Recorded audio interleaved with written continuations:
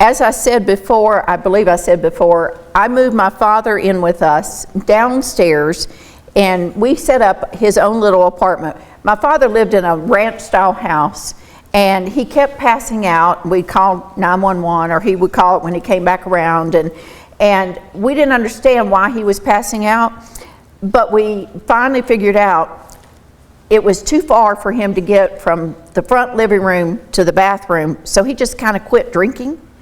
And became dehydrated and passed out. So we moved him in with us, and he was delighted to move in with us. It was his idea to move in with us, and we moved him in downstairs. We got a little dorm-size refrigerator and set it up on a table so that he didn't have to bend over to get into it, which is very important. Anything that you can put up at arm height, so that they don't have to bend over to pick things up or to get things out of the refrigerator or the microwave or whatever. We got a little microwave, we got the dorm-size refrigerator that had a freezer section, and he was set. He could take care of himself pretty much. The bathroom was right there, and he loved it. He also, the only thing he had to bring with us that he demanded was his waterbed, because it was nice and warm. Eventually, I'll get into what we did when he could no longer get in and out of his waterbed. After my father lived with us for a year or more, and then John's father passed away. He broke his hip, and my mother-in-law continued to live by herself. Well, it got to the point where she was not going to be able to. So, actually, she was having problems with negotiating up and down the stairs. She had a tri-level house, so the laundry room was at the very bottom, her bedroom was at the top, and the kitchen and living area was in the middle. And so we got physical therapy to go out and help give her some exercises to strengthen her legs to go up and down the stairs. Well, my mother-in-law was 90 pounds and a school teacher all her life. She taught French, high school French and English, and if you told her to do something, she was going to do it at least 100 times, even though you only told her to do it 10. So she was standing at the kitchen sink, and they told her to throw your leg backwards and 10 times, and then do the other one to strengthen the muscles. Well, she threw her leg backwards and popped her pelvis. So we took her to the hospital. Surgery was not an option, not necessary. But we took her to the nursing home for rehab for a short period of time. I will never forget going to her room. I would go to her room every single day. My dad could stay by himself pretty much, so I went up to the nursing home every single day. I want you to know, I don't care where your loved one lives, a nursing home, assisted living, their own home, or in your home, you are still their caregiver. Never discount them living in a nursing home and saying, I don't take care of them anymore. Yes, you do. You're a caregiver no matter where they are. So I would go up there and help get her bath and get her dressed for the day. And I would go in, and she would be curled up in a tiny little ball, and she looked so sad. And it just broke my heart. And I said, John, she's going to die up there. I can't let her do that. And so we talked to her and we said, we would like you to move in with us. She was shocked. She thought we didn't have room because my dad was already there. And she got so excited that we still wanted her. Of course we wanted her. But we had not communicated that to her. She hadn't asked, and we hadn't thought of it. We just assumed she knew that. So we moved her into a bedroom upstairs in our living space. And that's when the Lord began to teach me many lessons. Let's talk about some of these lessons. This is my house, and I will do what I want. This is my kitchen, and I'm not your short order cook. This is my dining room table, and not yours to take over. My mother-in-law was a great prayer warrior. She had her prayer journals, her devotionals, her lists of prayer sheets of who she would pray for, and she spread them all out over half my dining room table. This is my time, and you're interfering. This is one thing that my daughter said to me. She was a senior in high school when we moved my mother-in-law in with us. And she told me one day, she said, Mom, this is supposed to be my time. I'm a senior in high school, and you're all the time doing stuff with Grandma. What a great opportunity to train the next generation to someday take care of me. This is my conversation. Stay out of it. This one probably brings me the most shame. We would sit at the dining room table at night, and John would come home, and we'd be sitting there. She'd sit on one end of the dining room table, John on the other end, and I in the middle. And he would begin to tell me things that happened at work, and some of it was patient stuff, and I never asked what patient's name or anything. And now it's a good thing I wasn't in the habit, because HIPAA would come after me.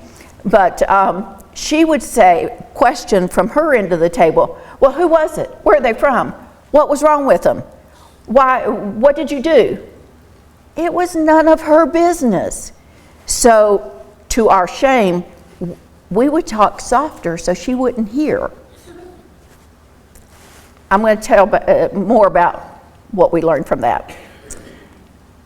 Whose house and things are they really? I was doing my devotionals one day, and I came across Exodus 9:29 says, the earth is the Lord's. Yeah, I know that. He made it. Deuteronomy 10:14, behold, the heaven and the heaven of heavens is the Lord's thy God. The earth with all that therein is. Oops. That means my house is not my house. It belongs to the Lord. That means my dining room table is not really my dining room table. It belongs to the Lord. I thought, that's the Old Testament. Psalm 24, it's in the Psalms. The earth is the Lord's and the fullness thereof, the world and they that dwell therein. That's still the Old Testament. It's okay. It's in the New Testament. 1 Corinthians 10:26 and 28, for the earth is the Lord's and the fullness thereof. I couldn't get away from it. The Lord was wanting to teach me. Everything belongs to Him. He just lets us be stewards of it for a very short time. And talking about a short time, I recently heard, and you may have heard it already, but our life is like a yardstick. This is how much your life is. This much is retirement. The rest of the yardstick is eternity. We spend so much time preparing for this little piece of the yardstick, quarter of an inch maybe, when we should be preparing for eternity. Something to think about. So, let's talk about some practical application of negative versus positive things that I learned. Do not tell me what you want to eat. This is my kitchen, and I am not your short order cook. Be thankful. The positive side is they need some measure of control after loss of complete independence. Their appetite is usually gone. Be thankful they want something specific.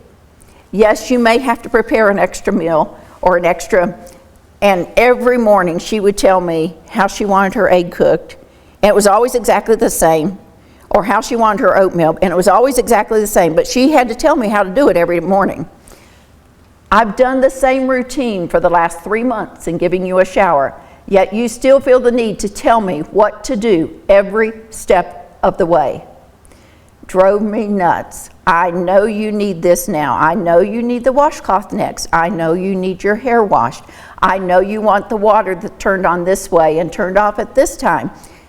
Every single detail, she felt like she needed to tell me what to do every time. The positive side, they need to feel that the routine is their idea, not your routine. They're still your parent. They're still an individual. They're still a human being that God loves. And they need to feel that it's their idea, not your routine. I cannot have an uninterrupted conversation with my family at mealtimes. I just talked about that. Their hearing is impaired, but they want and need to be included in the family conversation. Don't exclude them. talk about whatever, and most of the time, and I may have this later, most of the time they're going to turn the conversation around to themselves, because then they know what the conversation is about. Because if other people are talking, they can't necessarily hear and understand everything that's being said, but if they're talking about themselves, they know exactly what the conversation is about. You love to talk happily in the morning. I am not a morning person. My husband gets up at 4:30 in the morning and goes and runs or walks now. I don't even hear him anymore. I am not a morning person. John's mother was a school teacher. She would get up at 4:30 in the morning every morning. And so when she moved in with us, I said, you can get up anytime you want, but I'm not coming out of my room to get you breakfast till 8:30. The positive side, they can talk all they want in the morning. You just have to listen. You don't have to say a thing. Just have a gentle and quiet spirit. They'll never notice. You walk constantly. Constant motion drives me nuts. John's mother, Margaret, she was 90 pounds and she had coronary bypass surgery many years before. Genetics plays a huge role in our health needs. So when she finished her bypass surgery and went to cardiac rehab, they would tell her, you need to walk so many minutes per day, 30 minutes a day, 7 days a week. Well, remember what I said about if you tell her to do it for 10 minutes, she'll do it for 100? She walked all day long, and she had oxygen at this point. So she would come get it with her oxygen, and we had to put several extensions on it. She would walk down the hall, through the living room, through the dining room, back down through the kitchen, down the hall, back up through the living room, through the dining room, through the kitchen, down the hall, all day long, with her walker. Clunk, clunk, clunk. Drove me crazy. Positive that we can turn it into, exercise is great and healthy. Let it encourage you to walk also. Didn't work real good, but I'm trying. All conversations are twisted to be only about yourself. We found, my daughter and we found this very difficult to deal with until we realized that be thankful that they can talk intelligently, even if it is about their own life. And it goes back to their hearing. They may only be able to understand what's going on and what's being talked about if they talk about what they know. So be thankful that they can talk intelligently. All right, too sensitive. Have you ever met someone where you feel like you're walking on eggshells when you're around them? My mother-in-law was never said, and I'm sorry if I'm hurting your opinion of John's folks. This is all things I learned, and it relates to me. She was very, very sensitive. She never said a bad word about anyone, anytime, anywhere. However, on the flip side, you didn't say anything bad to her or ask her not to do something or tell her you don't like her walking up and down the hall all day long. You just don't do that. Well, I learned that at least she's mentally competent. She knows what she's doing, and I have to respect that this is her personality. She's in her late 70s, early 80s now. I'm not going to change her personality, and it's not worth the frustration. No privacy. I really encourage every caregiver, before you move anyone into your home, if you have an opportunity to sit down and really think about this, move them into an area of the house that is not in your living space. We had no problem moving my dad in with us. He was downstairs, he had his own little apartment. We moved my mother-in-law in with us. She was upstairs in the middle of everything. That's when all the trouble started. That's when God wanted to teach me all these lessons. I learned to realize at least I'm home and not running to the nursing home every day like I was doing, and feeling pulled by my dad, needing to be with my dad, needing to be with my mother-in-law. My daughter was a senior in high school, and you're pulled every direction, and you give, and it gets overwhelming. Take what positive you can, anything that you can, and turn it into a positive. My dad hated cats, absolutely hated cats. If he saw a cat, he was convinced that it was sitting there watching him, wanting his food. Just keep the cat in the other parts of the house. Constant compliments. My mother-in-law said she never said a bad thing about anybody. She gave compliments 24/7. I would get up in the morning, I would not have any makeup on, I maybe had brushed my hair, I'd come out to get her food and her breakfast because she was already at the table waiting for it. And she'd say, look at me and she'd say, "My, your face looks good this morning. Are you using a new makeup?" I didn't have any on. Constant compliments. It could be constant complaints. And I came to realize that, and I miss the compliments now. I never thought I would, but I do. Remember, Proverbs 15:1 is a good one to quote in your mind. And this is actually the A verse. In my book, I have scripture for meditation. When I was a child, I learned the alphabet verses, A through Z, and there's a verse for every letter of the alphabet, and that's in the back of my book and one of the appendixes. And I was surprised, now that I'm on this end of it, how many of these verses can apply to a caregiver. A soft answer turneth away wrath, but grievous words stir up anger. There's a lady in our church that she has the sweetest, kindest, softest voice, and I don't think I've ever heard her say anything in a tone like I get. She has the soft answer, and every time I think about how my tone is sounding, I think, okay, I need to be like her. I need that soft answer. When words are many, sin is not absent, but he who holds his tongue is wise. And there may be times when you have to literally hold your tongue, and that's okay. All right, let's turn to independence versus dependence. Should you ever treat your parent like a child? How should we respond when they act like a child? This was asked to me very early in my caregiving ministry, and I immediately thought it's a matter of respect. Respect for their position in your life, not respect for what they're doing, but for who they are in your life. First and foremost, we must understand that they are not your child, they are your parent, and should receive your respect and patience. Why is independence so important? We spend our whole lives living with our parents, and we're taught from day one, grow up, get a job, go to school, have a family. But we're not taught how to grow old, and we're not taught how to take care of the elderly. When independence is gone, self-respect is diminished. We like to be in control, some of us more than others. There's a lack of personal control, and it hurts to lose that. So if our parents, what can our family members do by themselves? If our parents are mentally alert, they don't have dementia, we must respect their right to make life decisions for themselves. I hear many, many times, Mom and Dad want to stay in their own house. They won't move in with us. They won't even move near us. Well, are they competent? Are they a danger to themselves? Are they going to hurt themselves if they stay alone? Do they have any dementia? If the answer is no, they have the right to that decision, and we have to respect that decision.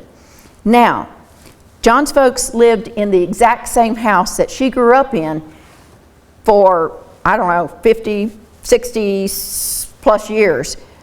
I don't know how they sold the family house. They moved in across the street from us when I was expecting my second child.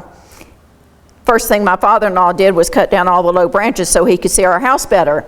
And I thought, okay. I should have known then I was going to get in trouble. My parents moved from a town 4 hours away to a house a mile away. I think part of the reason they wanted to come near was 1, grandchildren, and 2, the dock. But we have to respect where they want to live. I've talked with a lot of family members and different people, and I wonder, why do parents not want to move near their children? I think there's a couple of reasons. One reason is fear of the unknown, fear of change. They've got their friends, they've got their church, they've got this network that they feel comfortable with, and they don't want to have to start all over at their age. Another reason is these children have not had a lot of time for the parents during the last 10, 15 years, and now all of a sudden you think you have the right to tell me where I need to live and what I need to do? Make sure you develop and foster and keep that relationship with your children open.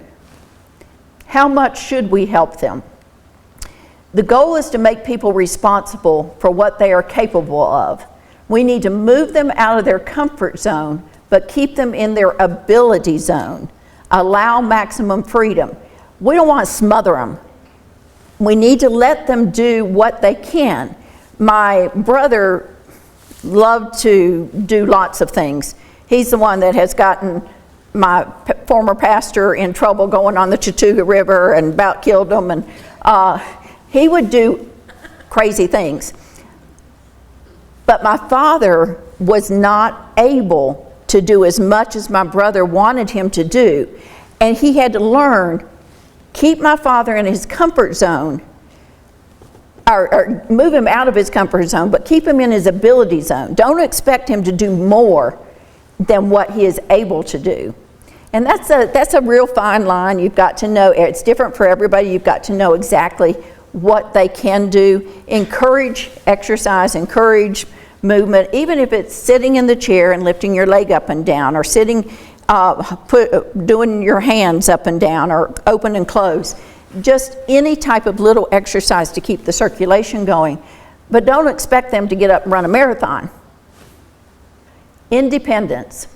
We should always allow them to do everything they can for themselves, as long as it's not harmful to you or them. It requires a lot of patience. It's hard to let them proceed at their own pace. It's hard to let them do it their way. When I was growing up, my mother, if she said jump, you don't ask how high or how long, you just start jumping, and she'll tell you when she's ready for you to quit jumping. So consequently, that's kind of the way I like things done. I want things done now, I want it done this way, and I want it done in a timely manner. And if you don't, there's something wrong with you, not me. Well, that doesn't work when you're caring for the elderly. They don't make decisions and do things exactly the way you necessarily want them, or in the time that you want them.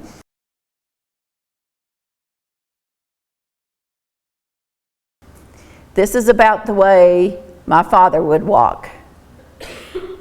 It was slow. He said he had 2 speeds, slow and slower. It's hard to allow them into your space to help when you know you could do it much faster by yourself. We always encourage, set the table, take your dirty dishes to the kitchen, do things for you, brush your teeth by yourself if you can. Anything that you can do by yourself, do it. Anytime, like I said earlier, I made sure that I had a reputation that I don't cook, so I wouldn't have to prepare meals for people that needed it at church. So I'll bring the chips and the bread or whatever, but I can make desserts, but as you can probably tell. But my father-in-law loved to cook. He was a cook in the Army in World War II, so he loved to cook. Margaret did not cook because Franklin did. So when my mother-in-law came to live with us, she didn't cook, I didn't cook, and my dad didn't like leftovers. You don't have the same food 2 days in a row. Well, I did learn, I do know how to cook. I just like to pretend I don't.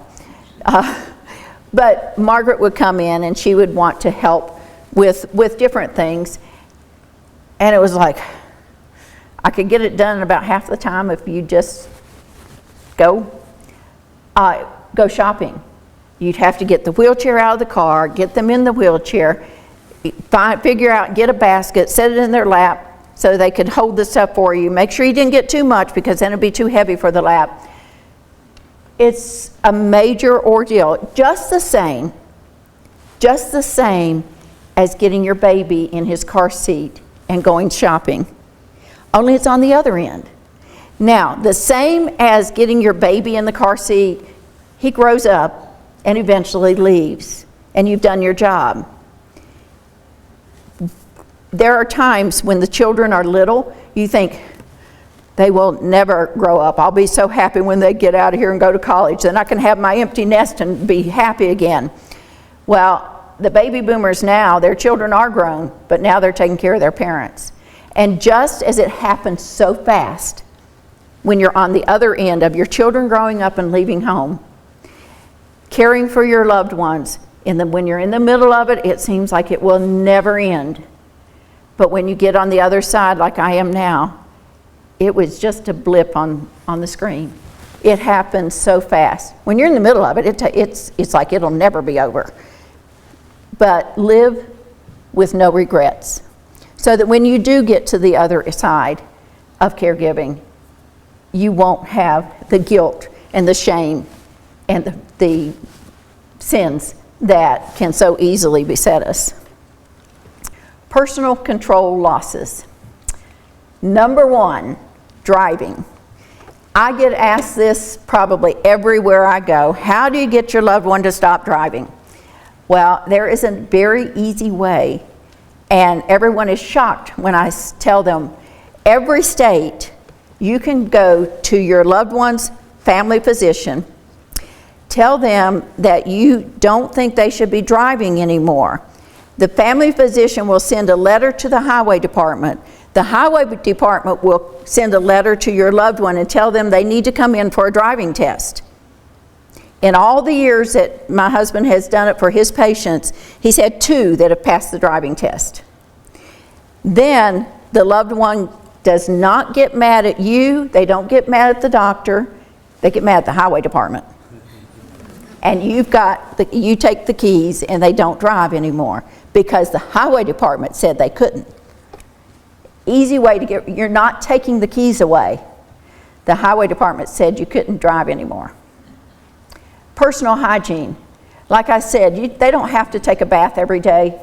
Every other day they could sponge. I always made sure I had a very hot, warm washcloth in the morning for them to wash their hands and face before breakfast. I always like my face clean, and I figured they would too. Mobility and strength. Their strength dwindles over time. Their mobility dwindles. There are a lot of things that you can get to help with their mobility. We have, and we've still got them because someday we may need them. We had a lift chair, one for my dad and one for my mother-in-law. We've actually passed one of them on to someone else that needed it. We had started out with a cane, went to a walker, a cane with four feet, then a walker, and then a walker with wheels that had a seat in it. We kept all those because we may need them. We also had a wheelchair that was portable to go to when we went to the store. We also had an electric wheelchair so that my dad could get it around through the downstairs where he was living. He was able to get out of that one room. Mobility and strength is something you really have to watch. Take up all the throw rugs. You don't want anything that will trip. Be careful, be careful of toys and clutter, anything that you can trip on. My dad fell one time. He was going to the fireplace to warm up a little, and he forgot that there was a brick hearth around it, and down he went. So just pay attention, just as you would child-proof your home when your children are little, more or less. Now you have to senior-proof your home. It's the same difference, just on one end or the other. Vision. Their vision is usually impaired, but make sure that they go to the eye doctor. My dad had better vision than I do now after he had his cataracts removed.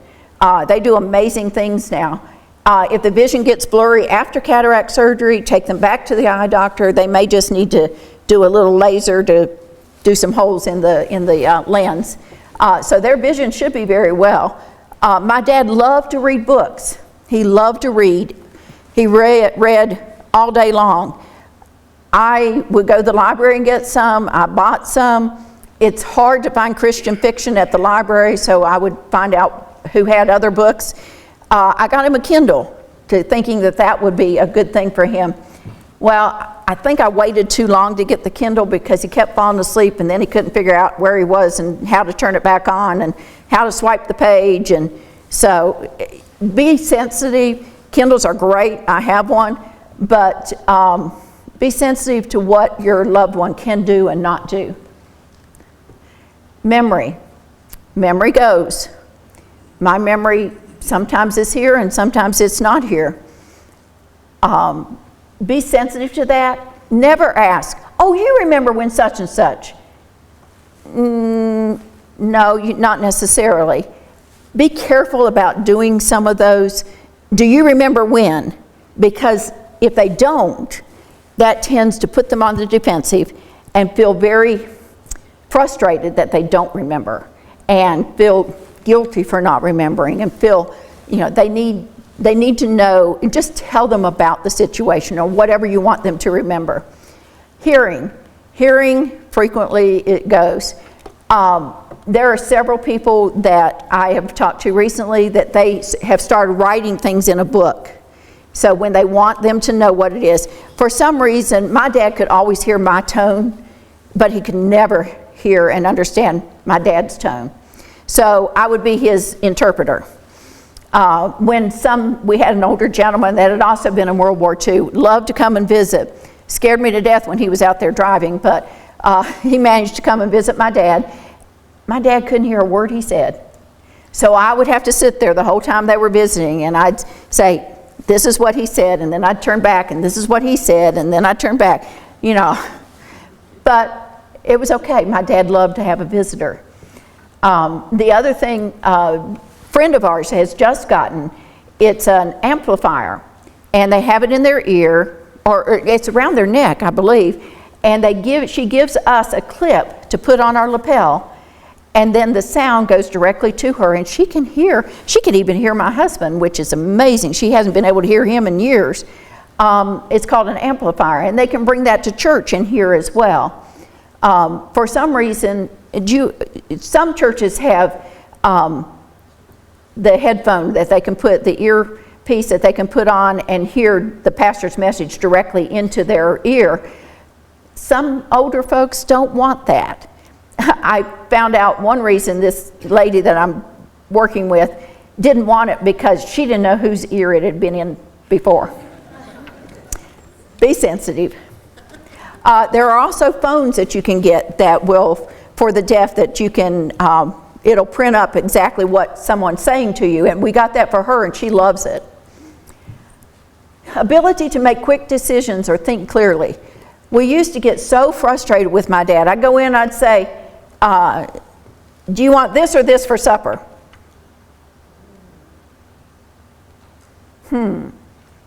Let me think. Do I want this or this? Let me think. I said, Dad, it's an easy question. Do you want this or this? Come on, which one do you want? The ability to make quick decisions is not there. So, yes, I was right in giving him only 2 choices, but I was not right in being patient and waiting for him to make the choice of 1 or 2. We have to rethink how we relate to the elderly. Speech may be different. You have to make sure that you give them time to speak. If someone's had a stroke and their speech is affected, give them time to say the words that they're wanting to say. Don't jump in and say everything for them. Give them time to get it out. Taste. Their taste is almost gone. That's one of the first senses that goes is their taste.